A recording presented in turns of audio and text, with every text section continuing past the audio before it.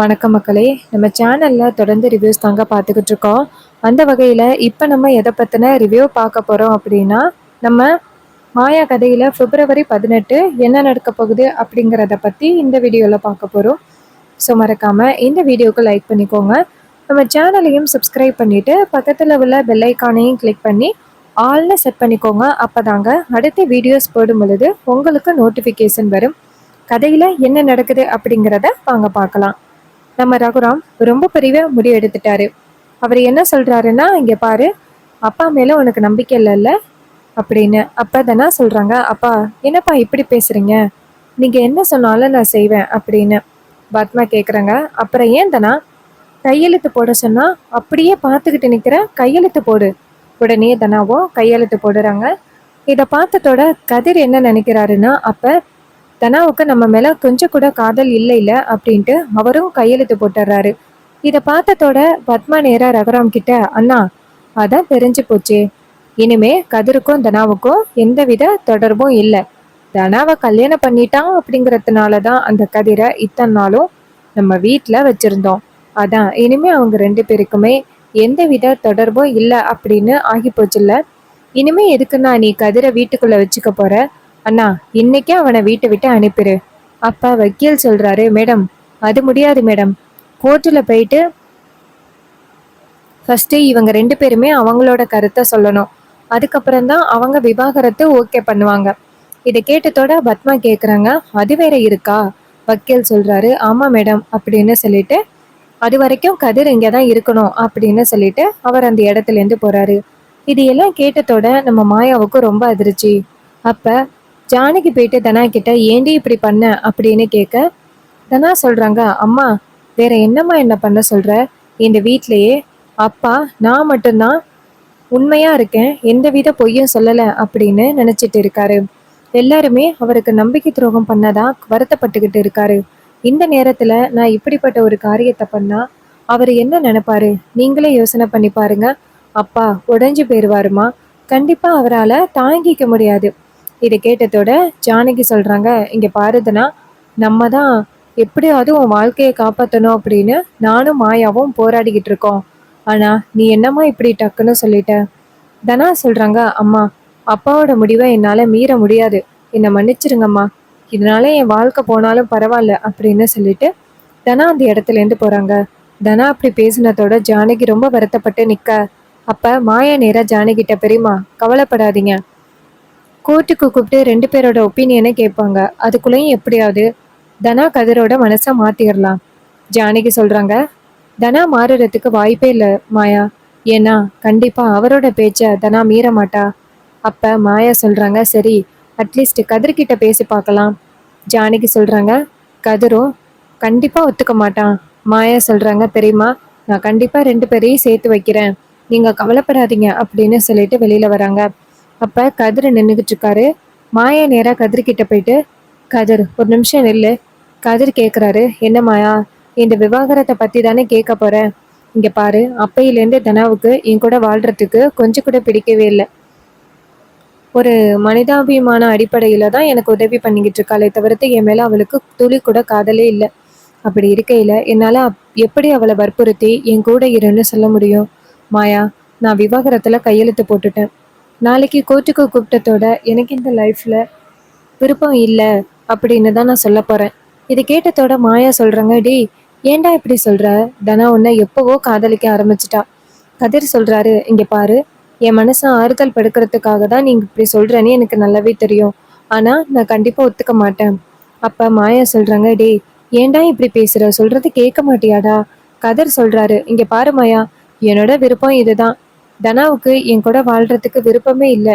Force பண்ணி அவளை என் கூட வாழ வைக்க முயற்சி பண்ணாத மாயா அப்படின்னு சொல்லிட்டு கதிர் அந்த இடத்துல இருந்து போறாரு. கதிர் அப்படி சொன்னதோட மாயாவுக்கு ரொம்ப கவலையா இருக்கு. இவனும் இப்படி சொல்லிட்டானே, எப்படி நம்ம தனாவோட மனசை மாத்துறது அப்படின்னு நம்ம மாயாவுக்கு ஒரே கவலையா இருக்கு. அதே நேரத்துல நம்ம கதிர் நேரா மாயா கிட்ட, மாயா ஒரு முக்கியமான விஷயமா எனக்கு வெளியில போக வேண்டியது இருக்கு, போயிட்டு வரேன். இதை கேட்டதோட மாயாவும் சரி அப்படின்னு சொல்ல, அதுக்கப்புறமா கதிர் வந்துட்டு ஒரு ஆட்டோல போயிட்டு இருக்காரு. அப்பன்னு பார்த்து ஒரு சின்னதா விபத்து நடந்துருது. அப்ப நம்ம கதிர் வந்துட்டு கீழே விழுந்துடுறாரு, மயங்கிடுறாரு. ஏற்கனவே அவருக்கு தலையில அடிபட்டதுனால கதிரை கொண்டு போய் ஹாஸ்பிட்டல் அட்மிட் பண்றாங்க. அப்போ ஒருத்தர் நேரா அந்த பையனை பார்த்து, இவன் அந்த ரகுராம் ஐயா வீட்டோட மருமகன் தானே, அந்த வீட்ல யாராவது ஃபோன் வச்சிருக்காங்களா? அப்ப இன்னொருத்தர் சொல்றாங்க, ஐயா அந்த வீட்ல ஒரே ஒரு லேண்ட்லைன், இன்னொன்னு மாயாங்கிற பொண்ணு மட்டும் ஃபோன் வச்சிருக்கு, அந்த பொண்ணுக்கு இன்ஃபார்ம் பண்ணலாம் அப்படின்ட்டு நேரா மாயாவுக்கு ஃபோன் பண்றாங்க. மாயா ஃபோன் அட்டன் பண்ணி யாரு அப்படின்னு கேட்க அவங்க சொல்றாங்க, இது மாதிரி கதிரவன் உங்க வீட்டு பையன் தானே, அவனுக்கு சின்னதா ஒரு விபத்து நடந்துருச்சு, ஹாஸ்பிட்டல் வரீங்களா? இது கேட்டதோட மாயாவுக்கு ரொம்ப அதிர்ச்சி. அப்ப மாயா வீட்ல உள்ள யாருக்கிட்டையாவது சொல்லலாமா அப்படின்னு எதிர்பார்க்கறாங்க. ஆனா சொல்ல வேணாம் அப்படின்ட்டு நேரா ஹாஸ்பிட்டல் வராங்க. அங்க வந்துட்டு நேரா கதிரவனை பார்க்குறாங்க. அப்ப நம்ம கதிருக்கு வந்துட்டு கையில அடிபட்டிருக்கு. மாயா கேட்குறாங்க, கதிர் என்னாச்சு? கதிர் சொல்றாரு, இல்ல மாயா லைட்டா தான், ஒன்றும் பிரச்சனை இல்லை. உடனே மாயாவும் சரி வா வீட்டுக்கு போகலாம் அப்படின்னு சொல்ல, கதிரும் சரி அப்படின்னு சொல்றாரு. அப்ப மாயா நேரா கதிர்கிட்ட, இங்க பாரு, ஆல்ரெடி உனக்கு தலையிலையும் கையிலையும் அடிபட்டிருக்கு, அதனால சின்னதா ஒரு ஸ்கேன் எடுத்துடலாம் இரு அப்படின்னு சொல்லிட்டு நம்ம மாயா நேரா டாக்டரை பார்த்து பேசுறாங்க. உடனே டாக்டரும் சரி ஒரு 1/2 வெயிட் பண்ண சொல்லுங்க, எல்லாத்தையும் ரெடி பண்ண சொல்றேன் அப்படின்னு. இதை கேட்டதோட மாயாவும் சரி அப்படின்னு சொல்லிட்டு வெளியில வெயிட் பண்றாங்க. கதிரவன் ரூமுக்குள்ள இருக்காரு. அப்பதான் மாயாவுக்கு ஒரு ஐடியா தோணுது. நேரா நம்ம தனாவுக்கு ஃபோன் பண்றாங்க. தனா ஃபோன் அட்டன் பண்ணி யாரு பேசுறது அப்படின்னு கேட்க மாயா சொல்றாங்க, தனா தனா நான் தான் மாயா பேசுறேன். நீ கதிரு கூட வாழ விருப்பம் இல்லைன்னு கையெழுத்து போட்டுட்டியல்ல, இதனால கதிரு தப்பான முடிவெடுத்துட்டான் அப்படின்னு. இதை கேட்டதோட நம்ம தனாவுக்கு ரொம்ப அதிர்ச்சி. என்ன மாயா சொல்ற? அப்ப மாயா சொல்றாங்க, ஆமா தனா, இனிமே கதிர் நம்ம கூட இல்லை. இதை கேட்டதோட தனாவுக்கு ரொம்ப ஷாக்கு. என்ன மாயா இப்படி சொல்ற அப்படின்ட்டு அழுதுகிட்டே அவங்க ஓடி வராங்க. வெளியில வந்துட்டு ஒரு ஆட்டோ பிடிச்சி நேராக ஹாஸ்பிட்டல் வராங்க. அப்போ மாயா வந்துட்டு இங்கே இன்னொரு பக்கம் ஒருத்தரை மூடி வச்சிருக்காங்க, அந்த இடத்துல போயிட்டு நின்றுட்டு இருக்காங்க. அப்போ நம்ம தனா இங்கேருந்து ஓடி வந்து மாயா கதிர் எங்க அப்படின்னு சொல்ல, மாயா நேராக பக்கத்தில் இருக்கிறவங்கள காமிக்க, அப்போ அதுதான் கதிர்னு நினச்சிக்கிட்டு நம்ம தனா அழுகுறாங்க. ஐயோ கதிர், நான் நீ இருக்கும் பொழுது உன்னை பற்றி புரிஞ்சுக்காம இருந்துட்டனே, நான் உன்னை உண்மையாகவே ரொம்ப காதலிக்கிறேன் அப்படின்னு சொல்லிட்டு தனா அழுகுறாங்க. அதே நேரத்தில் நம்ம கதிர் வந்துட்டு ரூமை விட்டு வெளியில வராரு. வந்து பார்த்தா நம்ம தனா வந்துட்டு கதிர், நான் உன்னை உயிருக்கு உயிரா நேசிக்கிறேன் அப்படின்னு சொல்லிட்டு அழுதிட்டு இருக்காங்க. இதை பார்த்ததோட நம்ம கதிருக்கு ரொம்ப அதிர்ச்சி. அப்ப தனா நேரா கதிரை பார்த்ததோட ஓடி வந்து கதிரை ஹக் பண்றாங்க. அப்ப நம்ம தனா நேரா கதிர் கிட்ட, கதிர் உனக்கு விபத்து நடந்துட்டதா சொன்னாங்க அப்படின்னு. அதுக்கு கதிர் சொல்றாரு, அதெல்லாம் எனக்கு ஒன்றும் இல்லை தனா, அழாத. அப்ப தனா சொல்றாங்க, கதிர் என்னை மன்னிச்சிரு கதிர், எனக்கு ஒரு வழி தெரியல, அதனால தான் நான் வந்துட்டு கையெழுத்து போட்டு கொடுத்தேன். எனக்கு உன் கூட வாழணும் அப்படின்னு தான் ஆசை. ஆனா அப்பா கண்டிப்பா அதுக்கு ஒத்துக்க மாட்டாரு. நான் என்ன பண்றது கதிர் அப்படின்ட்டு அழுக. அப்ப மாயா நேரா தனாவை பார்த்து, இங்க பாரு தனா, நீ கதிரை காதலிக்கிறது உண்மைதானே? எந்த சட்டம் வந்தாலும் கண்டிப்பா உங்களை பிரிக்க முடியாது. அப்ப நம்ம தனா கேக்குறாங்க, எப்படி மாயா? அப்ப மாயா சொல்றாங்க, இங்க பாரு, நாளைக்கு உன்னை கோர்ட்டுக்கு கூப்பிடுவாங்க. அங்க போனதோட உன்கிட்ட கேட்பாங்க, உனக்கு கதிரை பிரிய சம்மதமா அப்படின்னு. அப்ப நீ சம்மதம்னு சொல்லாத, அதுல விருப்பம் இல்லைன்னு சொல்லு. இதை கேட்டதோட நம்ம தனா சொல்றாங்க, சரி மாயா அப்படின்னு சொல்லிட்டு அந்த இடத்துல இருந்து போறாங்க. அப்ப நம்ம மாயா நேர கதிர்கிட்ட, பாத்தியா கதிர், உன் மேல எந்த அளவுக்கு அவ லவ் வச்சிருந்தா அப்படின்னா, எப்படி வந்து அழுகுறா பாத்தியா, இதுல இருந்தே உனக்கு தெரியலையா? கதிர் சொல்றாரு, இந்த அளவுக்கு விரும்புவான்னு நான் எதிர்பார்க்கல, அப்புறம் ஏன் என்கிட்ட சொல்ல மாட்டேங்கிறா? அப்ப மாயா சொல்றாங்க, கதிர், இது எல்லாத்துக்குமே பெரியப்பாவோட அன்பும் பாசமும் தான். கதிர், இங்க பாரு, இப்போதைக்கு பெரியப்பா நம்மளை கெட்டவங்கன்னு நினைச்சுக்கிட்டு இருக்காரு. ஆனா ஒரு நாள் இல்லைன்னா ஒரு நாள் கண்டிப்பா பெரியப்பாவுக்கு உண்மை தெரிய வரும். அப்ப கண்டிப்பா வந்துட்டு பெரியப்பா ரொம்ப வருத்தப்படுவாரு. இங்க பாரு, கண்டிப்பா உன்னை மருமகனா ஏத்துப்பாரு. நீ தயவு செஞ்சு தனாவை விட்டு பிரியறதா சொல்லிராத. இதை கேட்டதோட கதிரும், சரி மாயா நான் பாத்துக்கிறேன் அப்படின்னு சொல்லிட்டு கதிரும் மாயாவும் சேர்ந்து வீட்டுக்கு கிளம்புறாங்க. இன்னொரு பக்கம் நம்ம தனா வந்துட்டு மாயா கிட்ட போய் சொல்லிட்டாங்க. ஏன்னா எப்படியா இருந்தாலும் கண்டிப்பா தனா வந்துட்டு அவங்க அப்பா பேச்ச மீறி கண்டிப்பா பேச மாட்டாங்க. தனா வந்துட்டு மாயா கேக்குறாங்க அப்படிங்கிறதுக்காக தான் சரின்னு சொன்னாங்களே தவிர்த்து தனாவுக்கு இதுல முழு விருப்பம் இல்லை அவங்க அப்பாவோட பேச்சை மீறறதுக்கு. தனா நேரா வீட்டுக்கு போறாங்க. அங்க போயிட்டு ஒரே குழப்பத்துல உட்காந்து அழுதுட்டு இருக்காங்க. அந்த நேரம் பார்த்து பத்மா இங்கேருந்து வராங்க. வந்துட்டு தனாவை பார்த்து, தனா அப்படின்னு சொல்ல, தனா கேக்குறாங்க, சொல்லுங்க சித்தி. தனா சொல்றாங்க, ஏன் சித்தி ஏதாவது வேணுமா? பத்மா சொல்றாங்க, இங்க பாருமா தனா, இங்க பாரு, நானும் உனக்கு அம்மா மாதிரி தான். நீ வந்து அந்த கதிரவனை பிரிஞ்ச பிறகு உன்னை கண்டுக்க மாட்டோம் அப்படின்லாம் நினைக்காத. உன் வாழ்க்கைய நல்லபடியா கொண்டுட்டு போக வேண்டியது எங்களோட கடமையும் தான். உனக்கு என்ன ஆபத்து வந்தாலும் நாங்க உனக்கு உதவி பண்றோம். நீ எதுக்கும் கவலைப்படாம அவளை விவாகரத்து பண்ணிரு. அப்பதான் உன்னால நிம்மதியா இருக்க முடியும். அந்த மாதிரி ஒரு கொலகாரன் கூட நீ வாழணும் அப்படின்னு அவசியம் கிடையாது. தனா, இங்க பாரு, அண்ணனோட பேச்சை நீ மீற மாட்ட அப்படின்னு நாங்க எல்லாருமே நினைச்சுக்கிட்டு இருக்கோம். அப்ப தனா சொல்றாங்க, சரி, நான் கண்டிப்பா வந்துட்டு அப்பாவோட பேச்சை மீற மாட்டேன். அப்ப பத்மா சொல்றாங்க, இங்க பாரு, இப்ப கூட அண்ணன் என்ன தெரியுமா சொன்னாரு? தனா மட்டும்தான் இந்த வீட்லயே எனக்கு ரொம்ப முக்கியம். தனாவுக்காக நான் என்ன வேணாலும் பண்ணுவேன் அப்படின்னு அவர் உன்னை பத்தி மட்டும்தான் ரொம்ப பெருமையா பேசிக்கிட்டு இருக்காரு. நீ மட்டும் ஏதாவது மாத்தி பேசுனன்னு வச்சுக்கேன், கண்டிப்பா வந்துட்டு அண்ணன் மனசு உடைஞ்சு போயிருவாரு. ஸோ தயவு செஞ்சு என்னைக்குமே நீ அண்ணனை எதிர்த்து பேசுறாத. அப்பதானா சொல்றாங்க, சித்தி, நான் என்னைக்கு சித்தி அப்பாவை எதிர்த்து பேசிருக்கேன்? அப்பாவோட முடிவு தான் என்னோட முடிவு. இதை கேட்டதோட பத்மா ரொம்ப சந்தோஷப்படுறாங்க. பத்மா நேரா தனாவை பார்த்து, இங்க பாருமா, நீ எதுக்கும் கவலைப்படாத. கதிரவனை பிரிஞ்ச பிறகு உன்னை கைவிட்டுருவோம் அப்படின்னு நீ என்னைக்குமே நினைக்காத. உனக்கு நாங்க எப்பவுமே ஹெல்ப் பண்ணுவோம். இதை கேட்டதோட தனாவும் சரிங்க சித்தி அப்படின்னு சொல்றாங்க. அப்ப பத்மா அந்த ரூமை விட்டு போனதோட நம்ம தனா ரொம்ப கலங்கி போய் உட்கார்ந்துருக்காங்க. அப்பாவோட பேச்சை மீற முடியுமா? என்னால கண்டிப்பா முடியாது. நான் கதிரவன் கூட சேர்ந்து வாழ விருப்பம் இல்லை அப்படின்னு தான் சொல்ல போறேன் அப்படின்னு தனா முடிவு பண்ணிட்டாங்க. இன்னொரு பக்கம் மறுநாள் காலை எல்லாருமே சேர்ந்து கோர்ட்டுக்கு ரெடி ஆகுறாங்க. ரகுராம் தனாவை கூப்பிடுறாரு. தனா வந்ததோட ரகுராம் நேரா தனாவை பார்த்து, உன் காலை சுத்தி இருக்கிற சங்கிலிய இன்னைக்கு நான் அறுத்தெறிய போறேன். இங்க பாரு தனா, இனிமே நீ சுதந்திர பறவை அப்படின்னு. அப்ப தனா சொல்றாங்க, சரிப்பா அப்படின்னு. அப்ப ஜானகி மாயாவும் கண் கலங்கி போய் நிக்கிறாங்க. அப்ப மாயா நேரா ஜானகியை பார்த்து, பெரியம்மா வாங்க போயிட்டு வருவோம். ஜானகி சொல்றாங்க, மாயா, என் பொண்ணோட வாழ்க்கை முடிய போறத நேர்ல வந்து பார்க்க சொல்றியா? என்னால கண்டிப்பா வர முடியாது. என்னை மன்னிச்சிரு மாயா அப்படின்னு சொல்லிட்டு ஜானகி அந்த இடத்துல இருந்து போறாங்க. பாட்டி நேரா ரகுராம் கிட்ட, ரகு, கொஞ்சம் யோசனை பண்ணி முடிவெடுப்பா, நம்ம பொண்ணோட வாழ்க்கை. ஆனா ரகுராம் சொல்றாரு, அம்மா, ஒரு கொலகாரன் கூட சேர்ந்து வாழ வைக்க சொல்றீங்களா என் பொண்ண? இங்க பாருங்க, ஒருவேளை அவனும் தனாவை ஏதாவது பண்ணிட்டா என்ன பண்றது? கண்டிப்பா அவன் இந்த வீட்டோட மருமகன் கிடையாது. அவனை என்னைக்குமே நான் மறக்கவும் மாட்டேன், மன்னிக்கவும் மாட்டேன் அப்படின்னு சொல்லிட்டு நம்ம ரகுராம் சொல்றாரு. இது கேட்டதோட பாட்டிக்கு இதுக்கு மேலேயும் ரகுராமுக்கு அட்வைஸ் பண்ண முடியல. அதே நேரத்துல எல்லாரும் சேர்ந்து கோர்ட்டுக்கு போறாங்க. அங்க போனதோட ஜட்ஜம்மா, டிவோர்ஸ் கேஸா அப்படின்னு கேக்குறாங்க. ஆமா, விவாகரத்து கேஸு தான், கிளைண்ட்டை கூப்பிடுங்க அப்படின்னு சொல்றாங்க. அப்ப ஃபர்ஸ்ட் நம்ம தனாவையும் கதிரவனையும் கூப்பிடுறாங்க. அவங்க 2 பேரும் வந்து நின்னதோட அந்த ஜட்ஜம்மா நேரா தனாவை பார்த்து, இங்க பாருமா, உன் பேரு தான் தனாவா?